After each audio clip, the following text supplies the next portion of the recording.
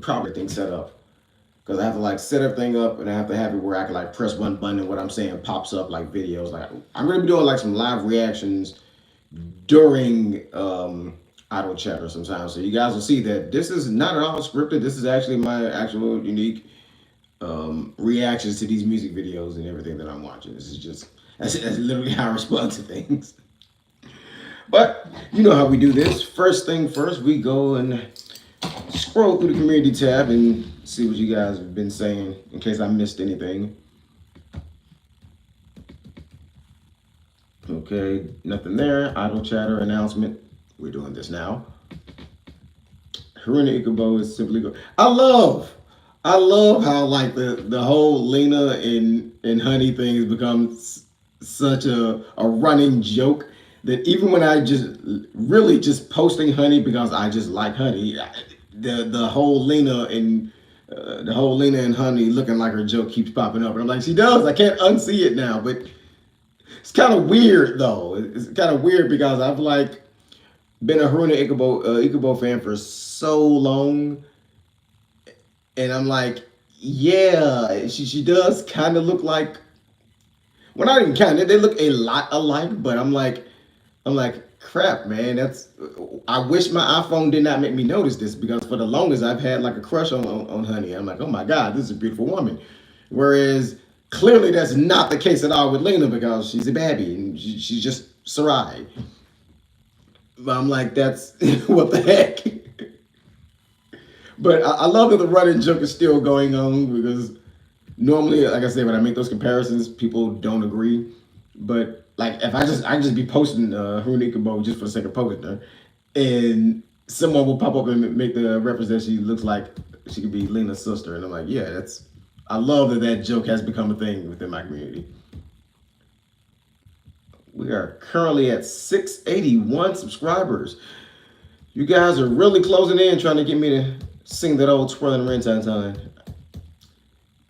The poll is still open if you want to vote for another song and let another song win, but so far it looks like I want to don the old purple outfit and sing twirling rin tin time. This is gonna be embarrassing as heck. I really want a red line. Red line has enough of a rock sound to it that I probably could like put my own spin on it and not sound like an idiot. Twirling rin tin time, though I love it, is the most cutesy, happy-go-lucky, baby-fied voice song that there is. So trying to do twirling rin tin time, I think that's what you want, dog. I think that's what everyone wants. Everybody wants me to get out there and embarrass myself. And I will gladly do it with flying colors when we hit 1,000 subscribers. Let's see. Mio. Mio was starting to get more likes. The first time I posted her, I think everybody was like, who is this? This isn't an idol. And now they realize who it is, and Mio posts are starting to get more likes. I like that. Mio's one of my favorites. Like I'm debating doing a countdown of my top 10 all-time favorite idols. And because Mio is in the top 10. I'm not gonna say what number in case I make that video, but Mio is in my top 10. That's a pretty woman. Okay. Akaringo is the most beautiful member of Lucky Lucky. I will defend that opinion with my life. Yes. Yes, I will defend that opinion with my life. A lot of people say you will, a lot of people say you're a. No, Akaringo. It's Akaringo all the time. Easily. Now, and again, the only reason why I don't do that video, count down which one I think is the prettiest, because again, the internet can be weird about stuff like that. Even though you say the word pretty, they'll take it to mean something else. And so you can't really do that because what, like 80% of Lucky Lucky is still like under the age of 18. So I'm not even gonna make that video. If I do it, I have to do it later because I don't want to hear anybody's mouth and making something that's not there. But yeah, Akaringo is definitely the most beautiful member. She'd be number one. So that's a spoiler right there. Anyone who watched Auto Chatter, if I do decide to make that video, which I probably won't, expect Akaringo to be number one.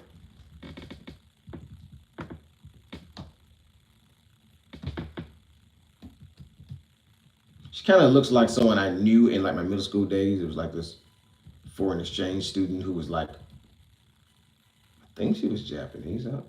If she wasn't Japanese, she was some kind of Asian that looked a lot like Japanese. I'm trying to think what her last name was. Trying to think what her last name was. They'll probably give me a hint. I don't remember. I know she wasn't Korean. She looked Japanese to me. She would sometimes pronounce her R's as L's. I'm pretty sure, but that's like all Asian countries. Pretty sure she looked a lot like Ocarina. And little middle school me was like having a little fanboy crush there. Well, I guess not fanboy.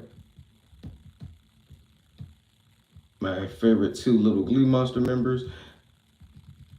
Not, I'm surprised that the Little Glee Monster posts in the community tab get so many likes but no comments.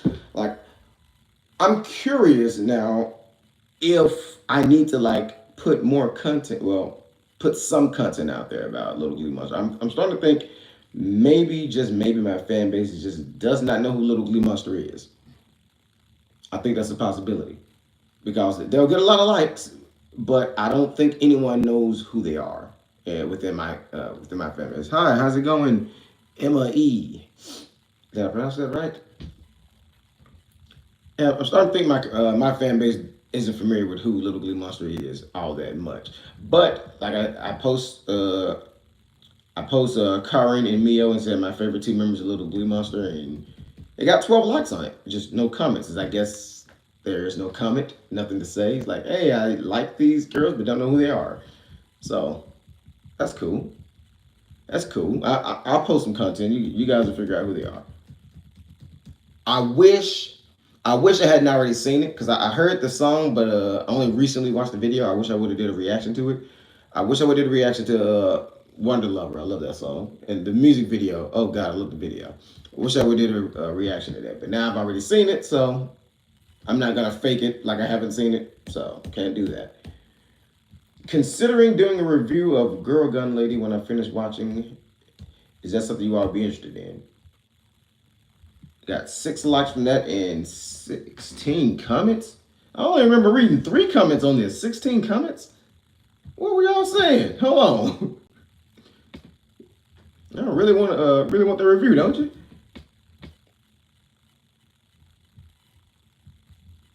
Okay, yeah, I remember that when I watched all the episodes just last week. Okay, Kamen Rider reference. Okay, Green Fox, the Wind. Okay, me and Green Fox was having a little back and forth, and it got up to 16 comments. I don't remember that. And then there's the Wind 38. All right, one more on the community tab before I hop into the first topic we got going on here. There was one more that I posted.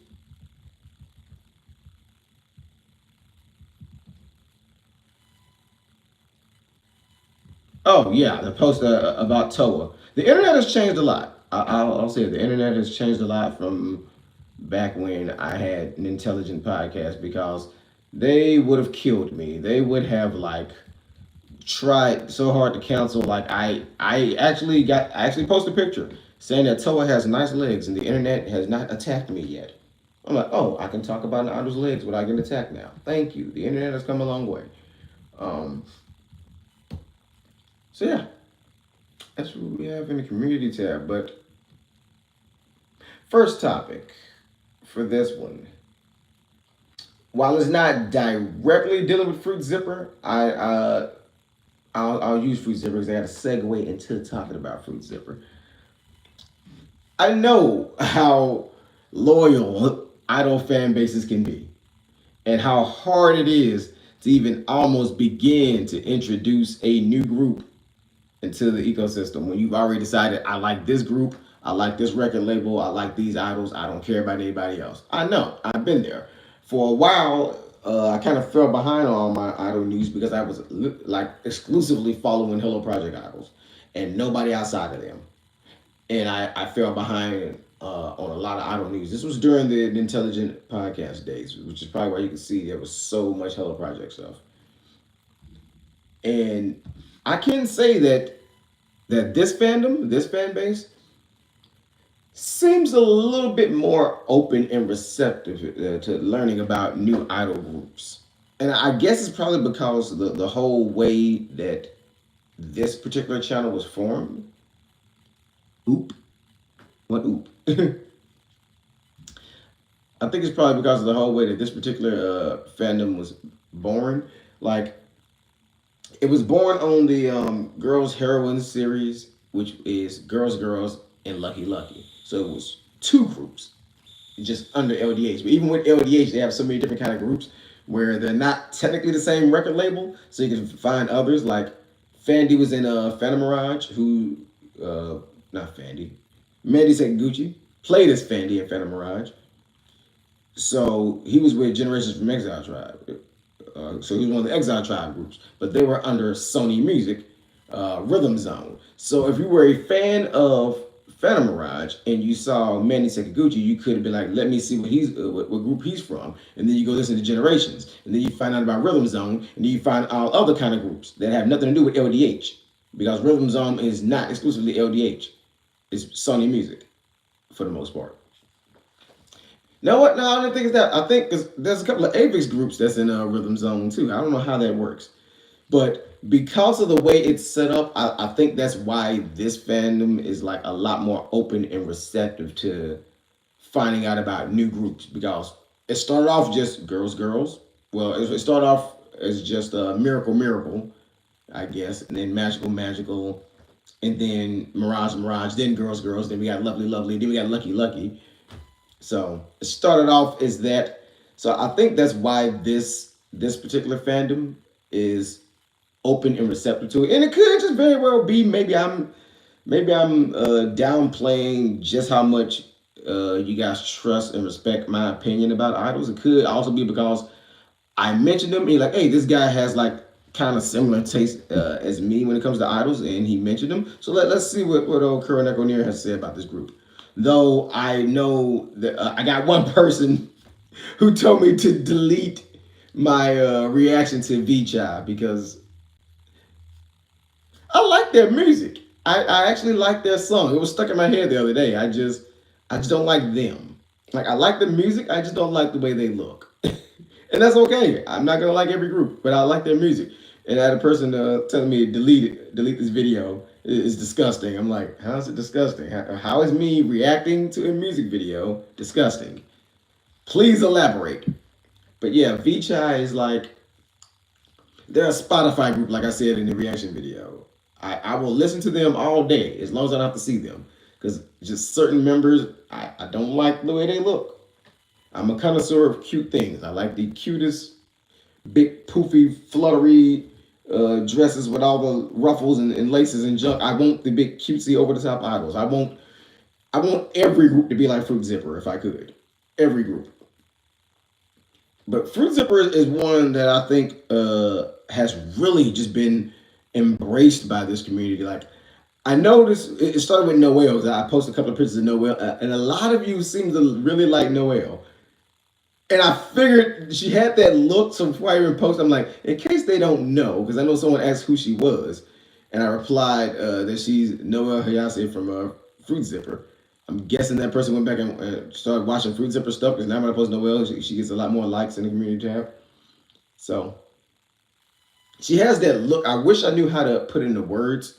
Like, I guess you just have to be in my head to see how I think, to see what I'm talking about with that. But there are certain idols, the way they look, the way they sound, the way they act, it'll be something about them where I know they're gonna catch on with people. And if not a big audience, I know they'll at least catch on with the audience that usually watch my content. And Noelle is one of them. She just has that look that just says, yeah, they would probably like her. I guess the best way I can describe the look, as I call it, is if there was an alternate timeline where Noelle was a member of Lucky Lucky, because she's around their age, she's like 18, she's around age with them more so than Girls Girls. But if Noelle was like a member of Lucky Lucky or a member of Girls Girls, I don't think anybody would complain. She just has that look. She looks like she could easily be in one of those groups. Heck, Kari Matsumoto looks like she could be in one of those groups. She's 23, so she's up there with how old is Misaki? Misaki's the oldest member, right? Misaki's not 23. Misaki's 22, 21. Yoko just turned 20. She was talking about drinking. Google! How old is Misaki? 21. Okay, thank you. So yeah, Kari Matsumoto is actually 2 years older than me. Wait, what? Why did I think Misaki was like 2 years older than Yoko? Why do I keep thinking Misaki's older than what she is? I keep thinking she's like noticeably older than. I guess she just has like that. There's the way she carries herself. She just seems older than the other members. Like I said in the video, she's like the mom of the group. She just has this motherly vibe. She seems older than the rest of them. I guess the way she carries herself. But yeah, I love that Noel has just been embraced by the rest of the group, the rest of the community here. I don't know about the other members. Like I feel like I only really post three of them so far, but I knew Kari Matsumoto was going to be like just loved by the community because she has that cutesy Wakanda Matsumoto chipmunk, toadette, cartoonishly cute look to her. And those are the type of idols that I know that my fans like are the cartoonishly cute ones. It's the best way to describe them. Where like they're so cutesy that they look like they stepped out of an anime or a cartoon. They're like, this ain't a real person. Like Wakanda's you cannot convince me Wakanda's real. I've never met her in person. I stopped going and watching anything Anjamu related by the time she joined the group.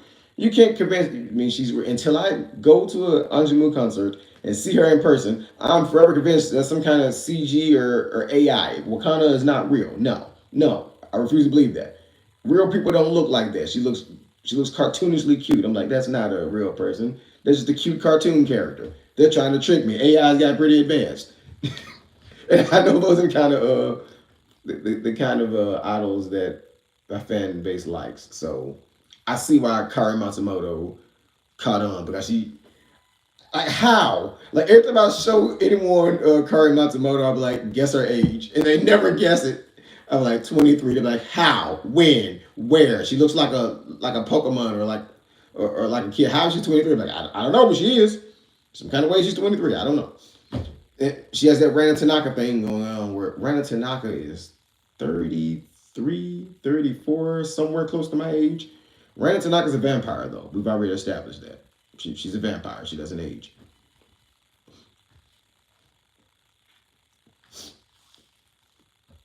But yeah, Fruit Zipper. I am still doing the Project Luna Rock stuff. It's just nothing really significant has happened for me to post an update just yet. Like the last significant thing, well, I guess there is one. I did get a response from Luna. That was cool. Didn't say much, but just kind of like a thank you. Because I guess she's like, hey, she see that I keep posting stuff, so I guess she's like, hey, this guy's gonna actually try to help me meet the rock. Probably ain't gonna succeed, but I can try. I might have a secret weapon. There is a certain connection to a certain celebrity that The Rock is frequently around that I might be able to contact. I do have a certain connection to a celebrity that is frequently seen around The Rock. I will not name names, but that's probably the route that I have to go because I literally know a person that's around him quite a bit. That's probably the route I have to go to try to make that happen. It's just I haven't got a response in like years. I don't really just talk on a daily basis, but I do have a connection there. So that's probably what I'll do with the whole Project Luna Rock thing. But I'm wanting to make more Fruit Zipper content. I want more reaction videos. So the question is, there are some of their older videos that I have not seen yet, but they're older videos. And so my question is, would you guys actually be interested in me reacting to videos, even if they're like old? I haven't seen them yet. Like I've heard the song. I heard the two latest Baby Metal songs, but I haven't seen the video for either one of them because I've been holding it back to see if that's something everyone would be interested in seeing my reaction to the music video. Like Leave It All Behind and Rat-ta-ta-ta-ta, however you pronounce that one. I've not seen the videos, but I've heard them, and I love that one part in Leave It All Behind where like Sue is like really just hitting those power notes. She's showing just how much better she's got at English in those power notes. Because I remember when We Are the One or the One or whatever it was called, and oh god, she Pope Baby needed help on those notes on that song, but she's gotten way better. I actually consider her a good singer now. Like back then, I felt like she was just the hype member for the group, but she wasn't really a good singer. And I'm saying that as a Baby Metal fan, where they are literally my favorite group. But Sue was not a good singer at first. Like she could hold a tune, she was good enough. Like she was good by idol standards, because again, like I said, with female idols, as long as you're cute enough and you don't sound off like Akari Takeuchi in her early days, you're good. But even Akari Takeuchi in her early days still was good enough. She just wasn't good enough to lead any songs. So Sue started off kind of rough. Like you could hear her voice cracking with certain notes. You could like I guess she was putting too much into it, trying to do those power notes. You could she sounded like she was screaming than singing. But now, which I guess that fits since it's metal. You know, in metal there is screaming and guttural noises and stuff. So I guess that worked. But now she's at the point where I would say she is a legit good singer. Not just good for idols, but just good. Period. Now, am I gonna put her up there with two of the best idol voices that I think? Well, I gotta revise that. Fakey is not idols, and I would consider Lil Fame from Fakey one of the best voices in the industry, but she's not an idol. Fakey is just R&B. That's not idol. They're just R&B. But would I put Sue up there with the best idol voices? Probably not. No, not even almost. But she is good. She's definitely A tier. She was like low C. She was like high C, low B at best. Now she's definitely up there with A tier as far as like idols. S tier idol voices, to give you a feel for what I'm going for. S tier idol voices would be like Sakura Oda from Morning Musume, um, Saiki Takagi, who used to be in Juice Juice, um, Wakana Matsumoto. Definitely. Wakanda is awesome. She's like she has like everything that Rena Tanaka had when she was like in Morning Musume. Only she actually has the voice too. Like Rena can sing. Don't get me wrong. Rena can sing. Rena went on and did like a rock career with Love and Door, and oh, I love those songs. But Wakanda, I think, has her beat in the vocal department. So yeah, Wakanda Matsumoto, that's a good voice. As far as Fruit Zipper goes, Luna is not my favorite. She is not my favorite by a long shot. But Luna has one of the best voices in Fruit Zipper. Luna has an awesome voice. She has like one of the best idols ever type of voices. Like Luna, when she's all said and done, for like idol fans who actually know about Fruit Zipper, is gonna be like talking about Luna for like years to come. Her voice is amazing.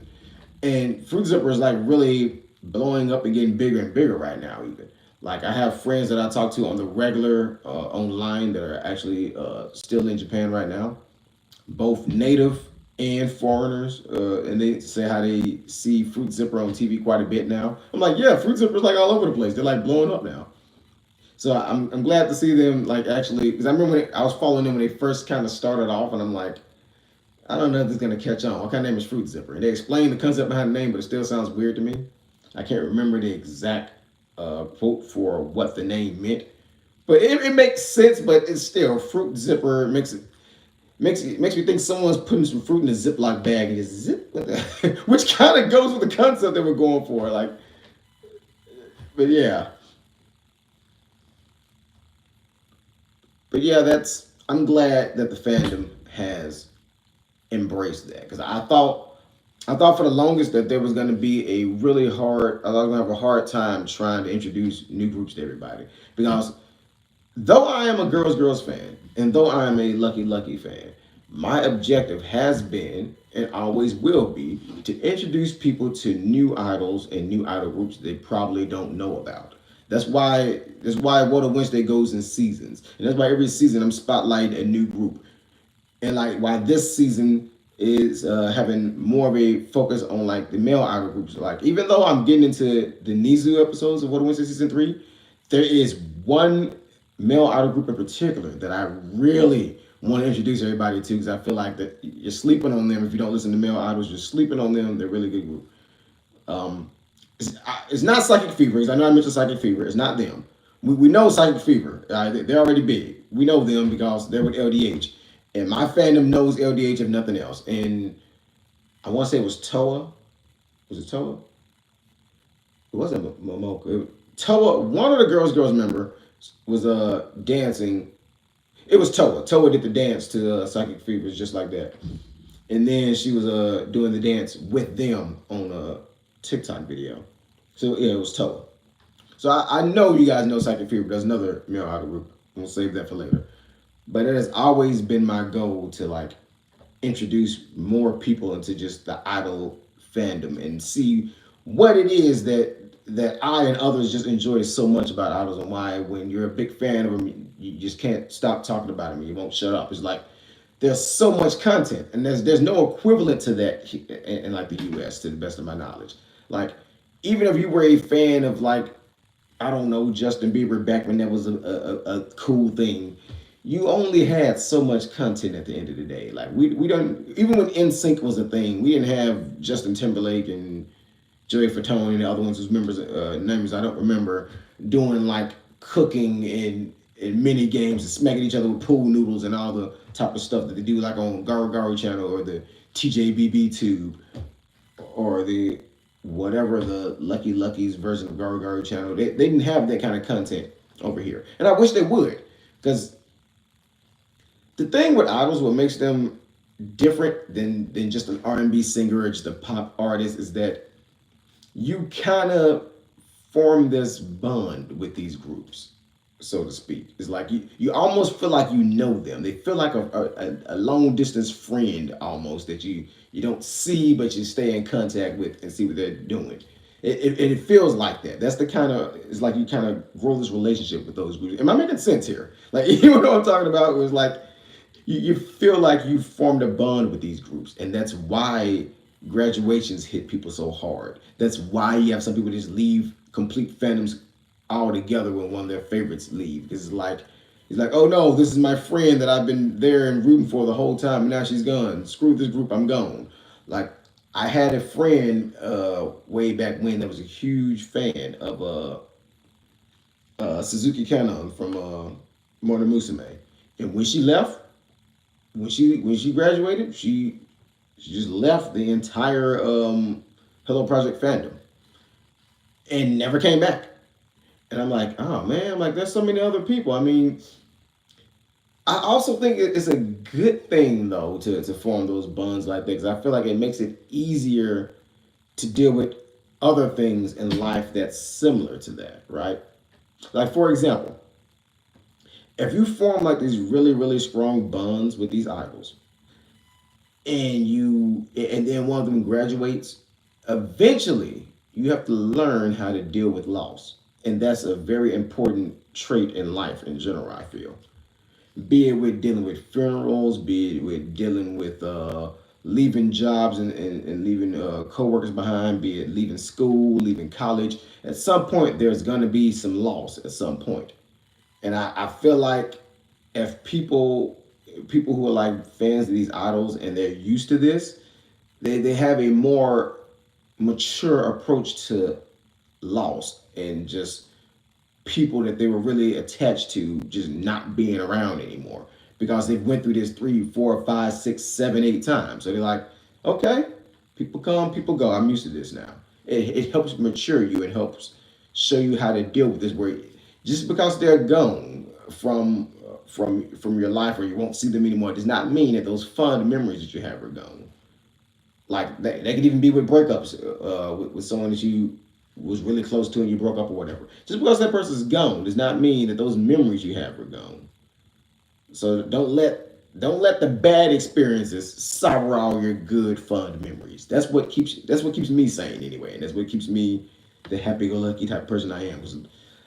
Oh God, I have stories for days of bad crap that happened to me, but we don't talk about that on this channel. We try to keep it upbeat and happy. But I latch onto those fond memories and those good times, and that's why I like idol music as much as I do, because all of their music is just really upbeat, happy stuff. Like even with one of my favorite songs from Anjamu, Redline, it's a very serious topic that it deals with, in my opinion, but it's presented in a very upbeat way. Like if you listen to the lyrics of the song Redline, it's like you can tell that the whole song is about somebody who's just head over heels for somebody, to the point where they're saying they want to just experience the entirety of love, the ups, the downs, the goods, the bad. They even want to get to the point where their feelings are hurt. They want to hurt him, and they want to be hurt. Like they want that whole love experience, and which is a very mature topic as far as like how they normally do love songs with stuff from Hello Project. So that's why I like Redline so much. It deals with stuff like that, but it's presented in an upbeat, happy way. That's why I like their music so much, because again, it helps with all of that. So there's a lot of traits and a lot of perks and bonuses that I think come from being an idol fan, regardless of what idol group that is. Even if it's like an idol group that I don't care for as much, like I can't remember the name of that one. I think they jokingly called themselves the R-rated idols or something. They were like really edgy and wore like these dominatrix outfits, and they pull people on stage and hit them with little bull whips. I'm like, yeah, that's too much. I ain't into all that. We can go on with them. I can't remember what they were called. Passcode. I like Passcode. I don't know how to introduce Passcode to this fandom though, because I had to check and make sure they are considered an idol group, but they're also metal. So they're kind of like baby metal, where they're like kawaii metal in a sense, like baby metal is, because they do some of their songs just sound like your traditional. You'll hear it on J1 radio idol type of music, and then in the middle of it, you have just this just metal, you barely can understand it, screaming vocals in the middle of the song, but I like it and it fits.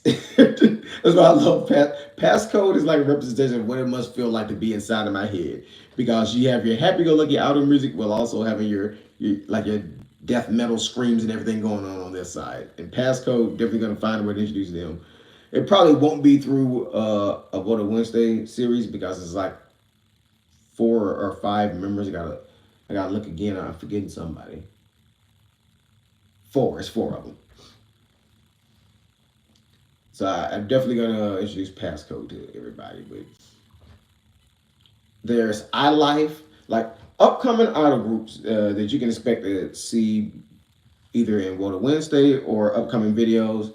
There's iLife. There's Monster Idol. There's Fruit Zipper. There is Little Glee Monsters, and you may or may not. I'm on the fence about this one because I just really found out about them, so I want to make sure that they're a good fit for this channel before I introduce them. I can't remember the name off the top of my head. It's like I only found out about them through TikTok of all things, and anyone who knows me knows I don't even really use TikTok like that. I don't like the platform, but I had a friend who for some reason only ever contacts me on there. Is why I only keep it um, downloaded. And so it was some silly video, like send this to all your friends. I thought it was something important, because normally she only tells me when something important. And I'm like, it was just some little silly video, and I click on it, and then I went to the For You page, and I have it curated because I go to not interested on anything that's not idols, and so it introduces me to new idols sometimes. And this group is how I found them through TikTok. I can't remember what their name was, but they have a really cool concept. Like when they first introduced them, they were like kind of just posed like an amiibo figure, and the camera just spinning around, and it was just talking in Japanese, saying their name and telling you little facts about them as it scrolled across the screen. I'll probably find them and post them in like the short section to see if that's something people would be interested in. But so far, I like the concept. I just have to hear more than just one song from them. I like the concept behind them so far.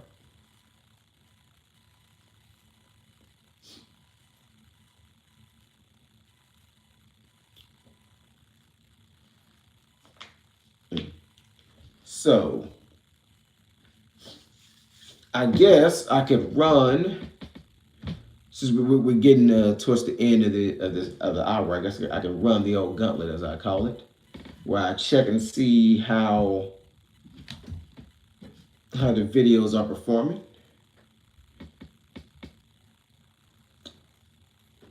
Oh, I didn't check back before I do that. I didn't check back to see how good the last Lucky Lucky video did. It perform pretty good. Anyone knows about that?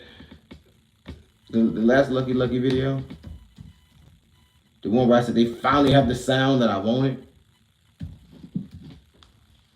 I hope they did good.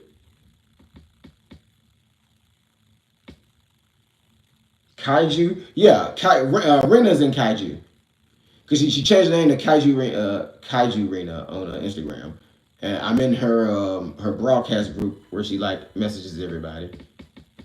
So I've heard about them. No, I don't think they debuted yet, but I know she's in the group. If I'm not mistaken, correct me if I'm wrong. Is it Kaiju or is it another group that Ano is like the producer or she helped make the group?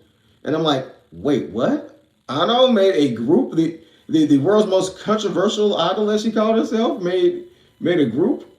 Is it Kaiju or is it another group? Because I know there's a group that Ano made. I'm probably getting them mixed up. Is it Kaiju or is it the other group? I gotta look it up. But I know is actually like helping produce a group, and I'm like, wow, how the tables have turned. I wasn't expecting to see that. I don't get why she was supposedly controversial anyway. I guess because she wasn't your traditional idol.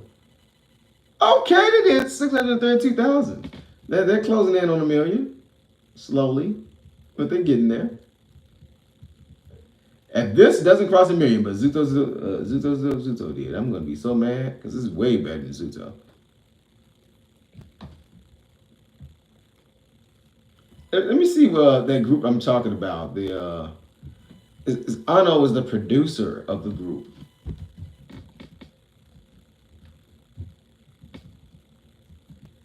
Because I'm like, how?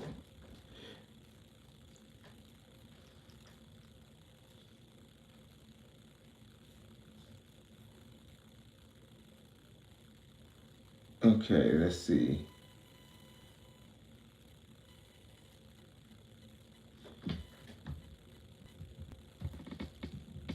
I'm trying to remember where I read that at. It was either on Instagram or something. And she's a producer of some group. It's not Kaiju, it's another one. When I find out who the group is, I'll definitely post something about it because that's an interesting concept to me. I'm watching it every day on repeat while I play shooters. I also like the indie scene. Like I know I want to I want to find a way to like introduce the group White Superiors, but their name. I feel like if I have a video that has White Superiors as the name, YouTube is going to misunderstand what I'm trying to say and probably flag that video. But I like the group. Like, why is it their name? There's also Blue Superiors and other colors Superiors. It's just the one that I like happen to be White Superiors. And I'm like, oh, yeah, that doesn't sound racist, sure. So, and then they have like I think every bit of two videos. Most of that stuff is like recorded on a shaky camera in like a dim lit arena, and I'm like, come on, man. So I'm waiting for them to get better. There's another group. Oh man, I want to wait till they get better though. 'Cause right now they're really really extremely young group, and I don't I have a limit of how far I will go with auto groups, like how young of a group I will put on there because I know people get crazy in comment sections. Why I'm like very sparingly with putting stuff with Lucky Lucky because um back when I was still on TikTok and I would post stuff about cure making powers all the time it was going on, I had to delete some comments for some of the stuff that people were saying. I'm like, come on, man, we ain't doing this. And so I'm like very cautious about which groups I introduce. And like one of them, because they have the same thing with like really shaky camera and you can't see what's going on. WH subs, you can call it something like this. I can call them white soups. I can just stop at soups. Because I have to introduce them because, surprise, surprise, there's a new channel. It's unlisted right now, but it's up. It's unlisted. I just have to add three more. I'm taking my time. I have to add three more videos because I'm going to launch it with the entire first season of the new show that I want to be doing. Since I didn't finish off the Phantom Mirage Act 2 like I wanted to, surprise, surprise there too, I will have the entirety of Phantom Mirage Act 2 readily available to binge watch when I launch the new channel, plus the first season of the new show, which is Kaizoku Senshi Heart Raiders. And there's a certain person I want to see everybody's reaction. I want to see.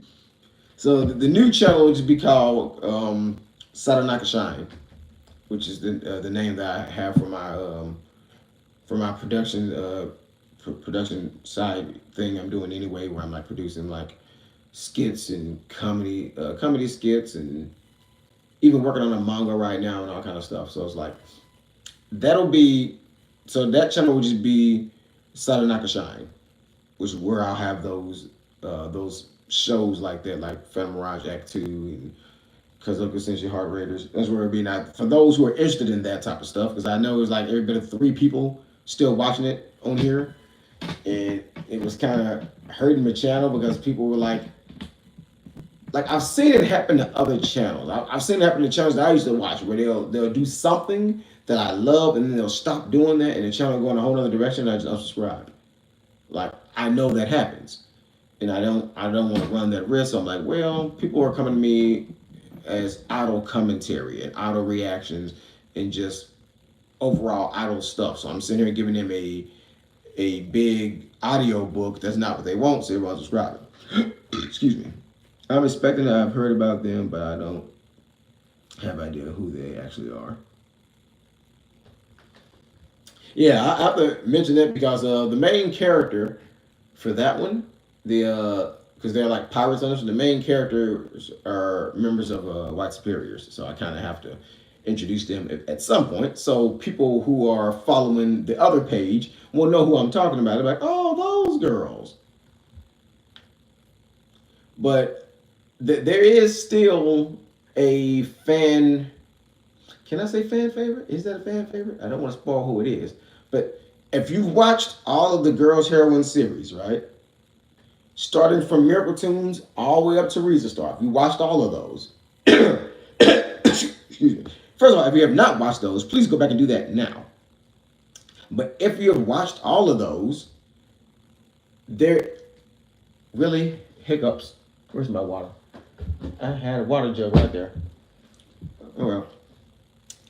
But if you watched all of those, there is a character that you might, or I say you very well should recognize as a main recurring character. Come on, Hiccup, stop. So their Zordon character, as I call them, the one that gives them their powers and everything, is a character that should be very familiar to people who watch the whole series. I think I watched the series. I think I watched the series too much though. As shown when I was posting everything that I was posting, I seem to have like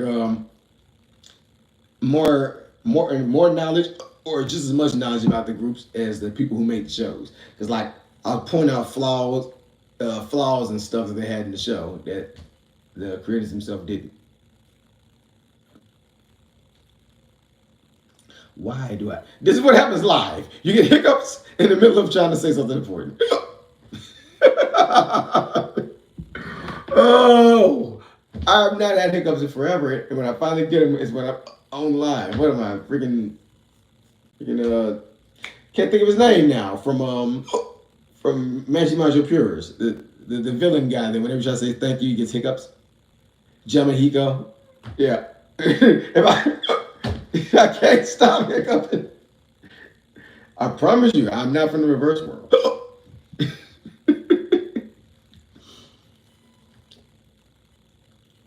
But I do think that I don't know if yes, yeah, it was Jamahiko who was like doing hiccups whenever I say thank you.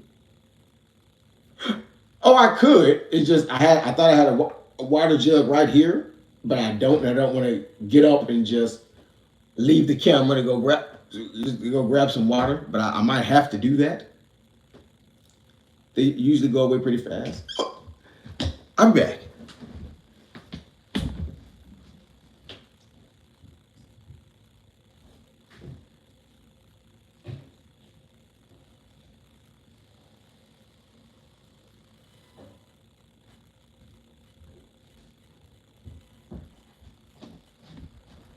Whatever. It gives me an opportunity to show off my favorite cup, Sailor Mercury. See, told you I'm a connoisseur of cute things. They even have like Sailor Mercury cups. Some people that I meet for the first time, it is funny. I'm finish this.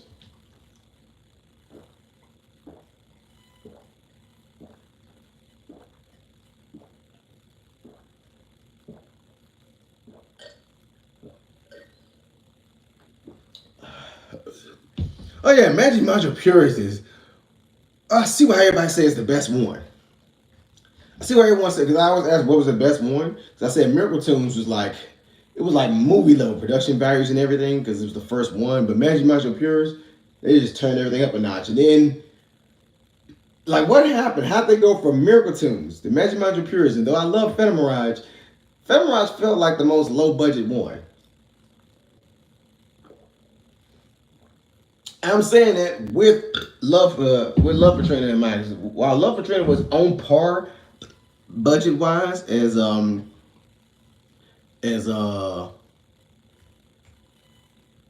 Katrina, and Phantom Mirage, because they were on par budget wise. Love Katrina at least has certain special effects that they didn't in Phantom Mirage. Like I'll never forget that episode where what's the evil rabbit name? The evil rabbit, Waru Pyoko. He threw Sarai across the room and it went in slow motion. And then Subasa turned to a little pink lightning bolt and ran around in circles and caught her. I think I have that as one of the clips on the channel, even. Like, that was like really high production value. Like, hey, that's pretty good. That's pretty well done. There's nothing to that level of like, they put some effort into it on Phantom Mirage. So I felt like they had high production values. Ooh, what are you thinking? All right, we're getting a little bit better. Then Cure Making Powers. Cure Making Powers clearly had some of the best special effects, at least. Like, keep in mind that there's multiple at the end of every episode. They did like the final shining, and it takes a lot just to do that. The camera angles when they transform takes a lot just to pull that off. Um, the way different attacks look. The episode where everybody got sucked into the void except for Kirari, they just had some really good special effects on that show. Like, it wasn't the whole show wasn't up to par with Magic Majo Pures and Miracle Tunes, but special effects they were like on par with that. All of the shows were good in their own right, though. I still think that Riza Star, which is the next review coming up is Riza Star, because I'm reviewing them in the order that I watched it. So the next review is gonna be Riza Star, then it's gonna be Miracle Tunes, then Magic Majo Purist is gonna be the final review. Because that's the order I watched them in. Because I started off with Miracle Tunes, Love Katrina, Cure Making Power is still my favorite. Always be my favorite.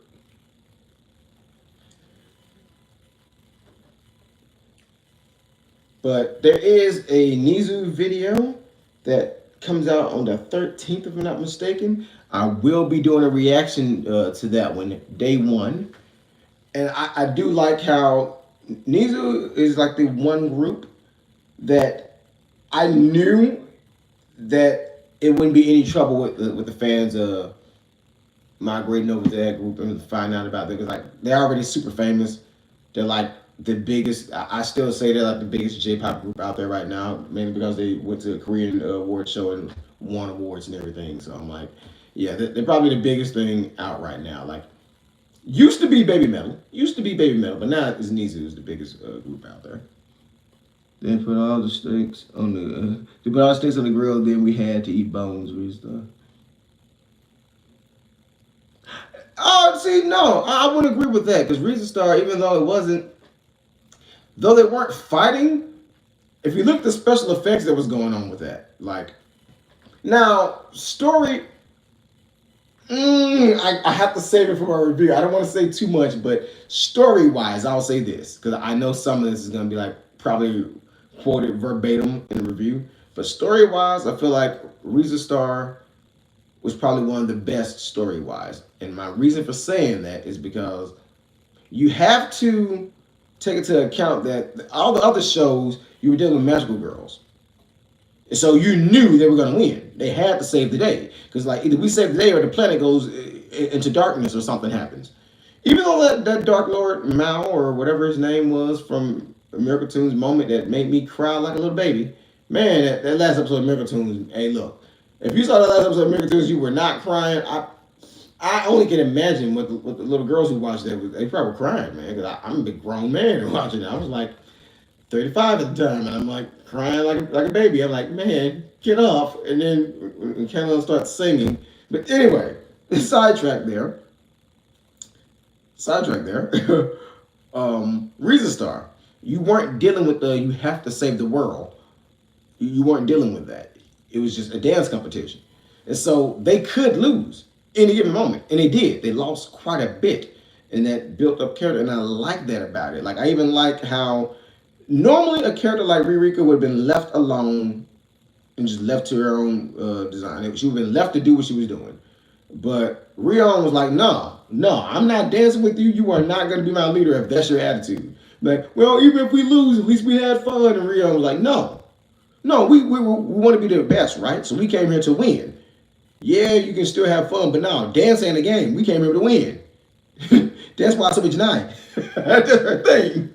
Like, I'm like, yes. I'm like, thank you. Like, you just know if it was like on Phantom Mirage or Miracle Tunes or something like that, they would have went with the whole feel good. Oh yeah, as long as you have fun, it doesn't matter if you win or lose. Nah, Reese was like, oh yeah, okay, you can have fun, but we trying to win. You talking about it don't matter. We just trying to have fun. And Rio was like, nah, that's not what we're doing. We're trying to get out here and win. If it embarrass us. So I like that it had like a more mature approach on it. Like I said, I feel like it was aimed more at like a teenage crowd because when you look at like the other shows, Restart seemed like to me at least, maybe Mika Takeshi, how you pronounce his name? Maybe he was thinking the same thing. The first ones, Miracle Tunes was a while ago, and maybe he was like, okay, they were kids, but now they grew up with us, so we're gonna grow the series up because you got Miracle Tunes, which, as far as the shows that are clearly aimed at like the little first, second graders, it was the more mature one. And Imagine Magic Pures, okay, it was the more mature one of those five. But then you have Phantom Mirage, which is kind of babyfied. I liked it, but kind of babyfied. Love Katrina for the babies all the way. Love Katrina. Then Cure Make Your Powers, which was like, okay, for the babies, but hey, there's some stuff like that. Again, I keep going back to the episode where everyone got absorbed except for Karari. I'm like, oh man, some kids probably cried on that one.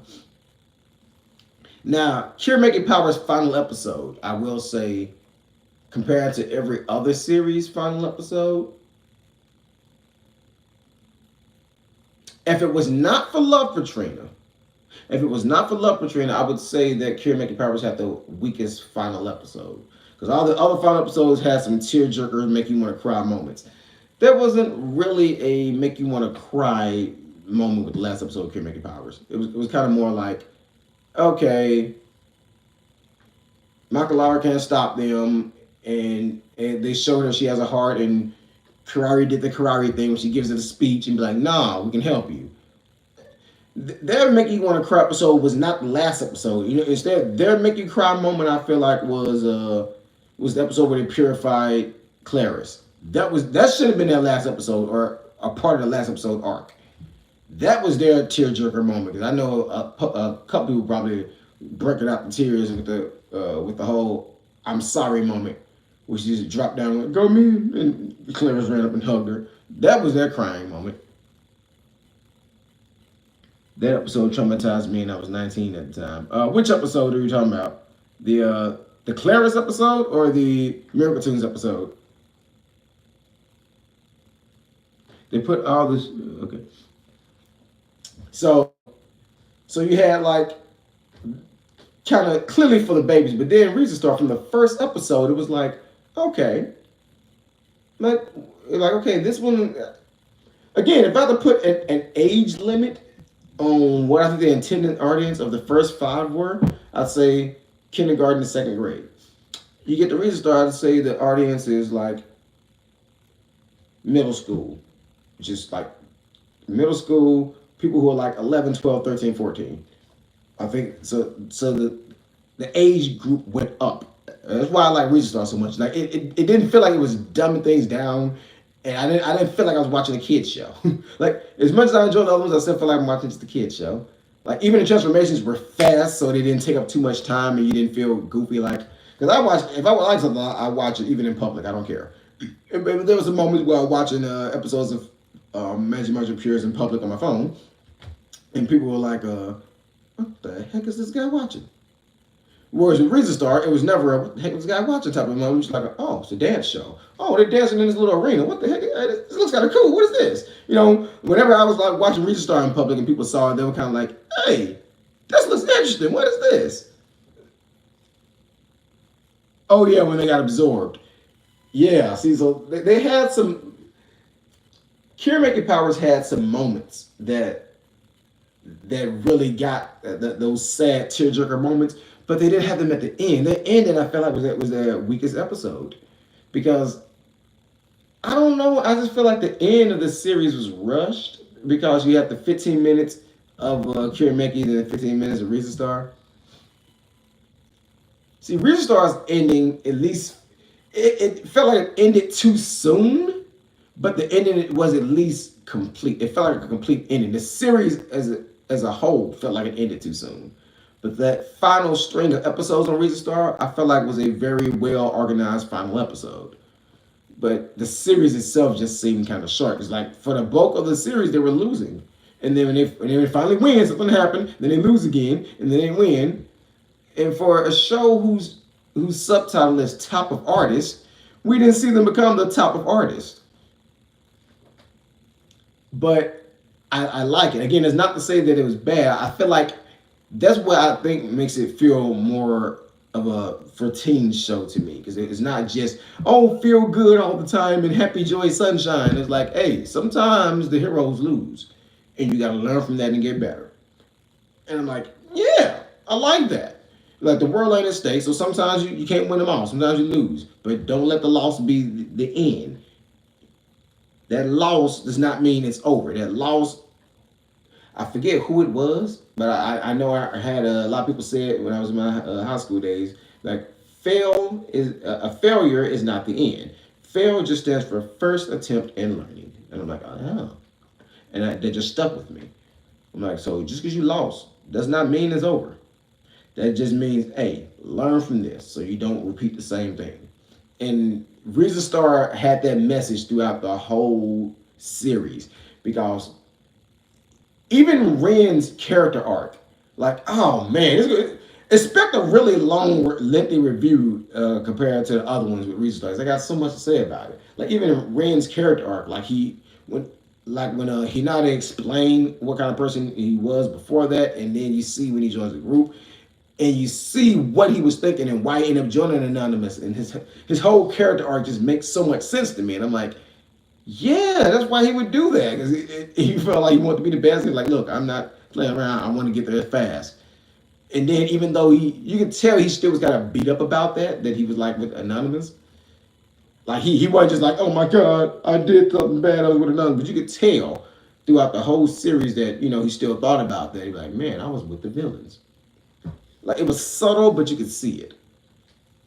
Um, Heck, the whole Hinata and Rin relationship there is like where they're like childhood friends, and clearly her character was supposed to have a crush on Rin. Clearly, like she didn't say it, but that's just the way Japan is. They don't really just come out and go throwing out the L word at each other. Like no, it's subtle, but it's clearly obvious. I don't care who you are, unless you're just blind. If you watch the no, even if you are blind, you can hear it. So if you watch that show, you know, you just know that what they were aiming for was that Hinata's character clearly had a crush on Rin. Clearly. Though how he felt about her is unsure, but he clearly considered her a really close friend. I was kind of hoping they would have did like imagine Purist had like a romance arc thing. I was kind of hoping that they would have just had him admit to it on one episode, like maybe admitted to show that they don't tell her. But that didn't happen. But it's obvious that her character had a crush on him. Very obvious. It's so much went into that one where it's like it makes it's what makes it like one of my favorites, because it's just it's I feel like they're taking the audience seriously. While it's not quite Kamen Rider level of oh my god what's going on, cliffhangers and stuff, I do feel like they were taking their audience seriously. Especially with that fake out before the last episode where Restart stage just got destroyed. I'm like, oh man, love that. But yeah, this has been the first hour. I'll keep the floor open for the next 5 minutes, like we always do, for any questions or comments about upcoming videos, upcoming videos, anything about the channel, anything about the community tab, just anything in general. The floor is open, people. What do you got? I'm going to run and look back over the community tab and see if I missed anything else that I want to say while we wait for these questions. The floor is open.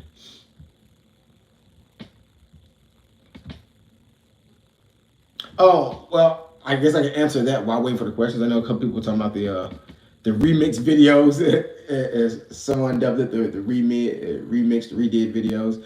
Those are mostly done for people who don't want to sit through the whole hour-long thing, and they want to get and it's like certain parts that I feel like I want anyone to be able to just jump in and get, is what those are did for. When are the videos coming? Which videos in particular? Because there's a video going up shortly after this. It's a lyric video that people have been requesting, and it's going up like couple of minutes after this is over. But which video in particular are you referring to?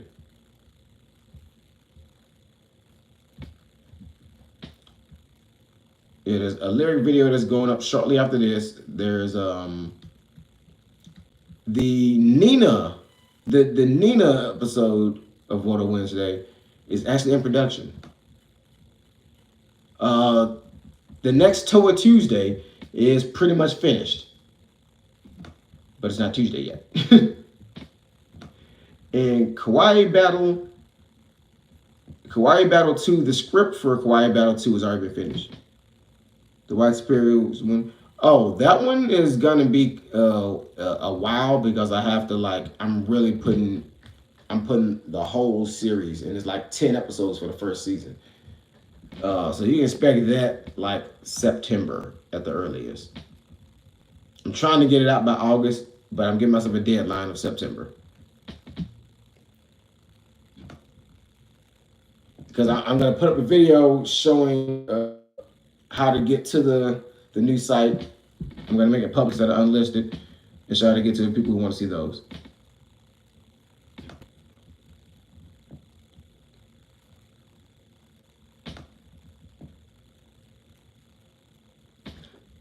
I do think the lyric videos do have me a little bit, I'm not saying confused, but I like how I can tell. I've got to the point where I start breaking down the videos. I can tell what kind of videos are what now. In the Restart review, are you going to talk about the songs? The sound? Of course, I can't mention it without it.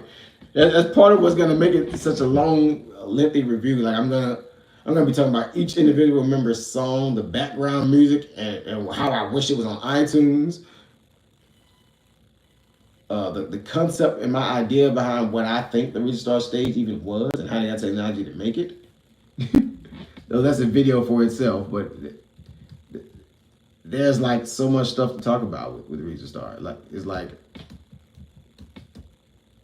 I wish they would have kept going because I'm like it was a step in the right direction. I just wish they would have kept going with it. Hopefully they'll come back out, even if they have to get another producer other than Mika and Takashi and get Takeshi and get somebody, and just keep going with it. Okay, looking at the last three videos, there's the video saying how Nizu is the absolute best at doing this. The Toa Tuesday and the most recent Water Wednesday. I can tell that these are slow burn videos that they're gonna over time pick up the views. When I look at my stats, they ever so slightly pick up one or two views here and there. And then one like I don't know though. One of them might blow up very well, like the Lena video. It was again it sat at 30 for almost a year. Then it hit 80, and now Lena's at 4.4 thousand views. I don't know what happened, but the Japanese audience got a hold to it, and they started sharing it on a Line and on Twitter, according to my analytics. Because a lot of views come from Line and Twitter.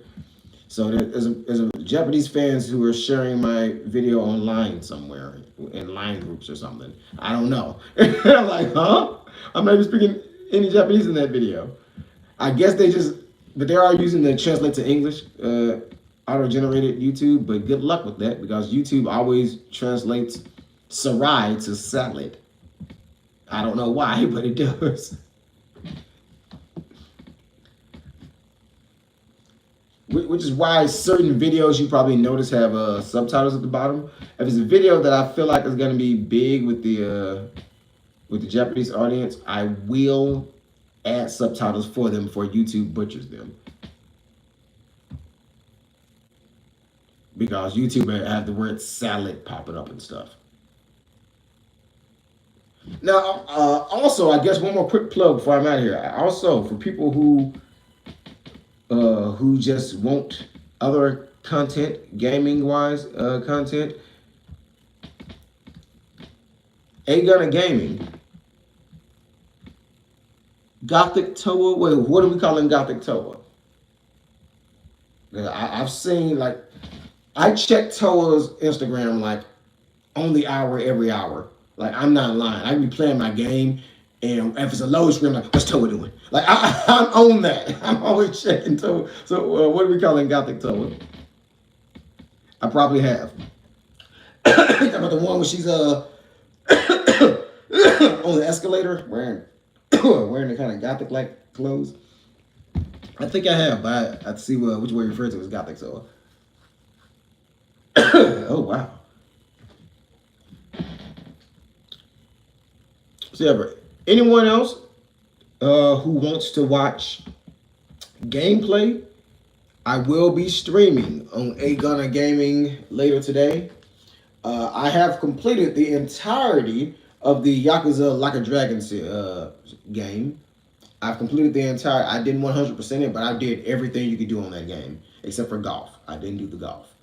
I did that off stream. I wish I would have did it on stream because I did golf after I beat the main story. But there is well over 100 hours of content. If that's your thing, I'm not saying sit down and watch the whole thing or binge it, but you can skim through it, and if you want just a clue of what Yakuza Like a Dragon is like. I feel like the main enjoyment that comes from the A-Gunna Gaming channel is not so much like this one where you can go back and watch the videos. Like you can go back and watch the videos, but I feel like the main enjoyment from A-Gunna Gaming is if you watch a live stream and you hop in, because kind of how everyone likes the idle chatter here. Though I'm playing Yakuza Like a Dragon, there is multiple times where Kaizen jumps in. I don't know if you're in the chat. Kaizen, how's it going? Um, Multiple times he hops in, and we're talking about just the Girls Heroine series, Sailor Moon, Magical Girls, Idols, and just all kind of. It's the same kind of stuff that I talk about right here. So even though I might be playing a game where I'm like cracking somebody's head open with a bat, I'm probably gonna be talking about idols while doing that. It's a very weird contrast. Like, oh, bust that guy's head with a bat, and look at this idol. So if that's the type of thing that you think you might be into, is seeing me show off how I'm really strategic with these games that I play, and find a way to break every game and be over leveled while also discussing idle stuff, you will probably love A Gunner Gaming. And if you don't know how to get to A Gunner Gaming, don't worry. If you go to the channel page, right down at the bottom, it has everything, have all the other channels available. Only Muffin Game TV, we're not going to worry about that one right now. I'm still working on that one. A lot of the videos are privated on that one. That was for the Japanese audience. But yeah, until next time. I still got to figure out what this Gothic Toei is. But until next time, this has been Curl Knuckle Nerd for the Curl Knuckle Network, telling you all to be you, be true, be human. And I will catch you on the next one. And I am going to jump on some Phantom Brave. Not streaming that one. But what I will be streaming will be The First Descendant. It's a brand new free-to-play, kind of Warframe, kind of Destiny, kind of Overwatch type of game. So if you think you'd be interested in The First Descendant, hop on over to that channel at around like 7. I usually start at 7 and I just play until I just can't play anymore, like in the morning. So anytime from like 7 o'clock tonight to in the morning, A Gunner Gaming, I'll probably be live and you could talk about idols or talk about the game that I'm playing and just have a blast there. See you guys next time.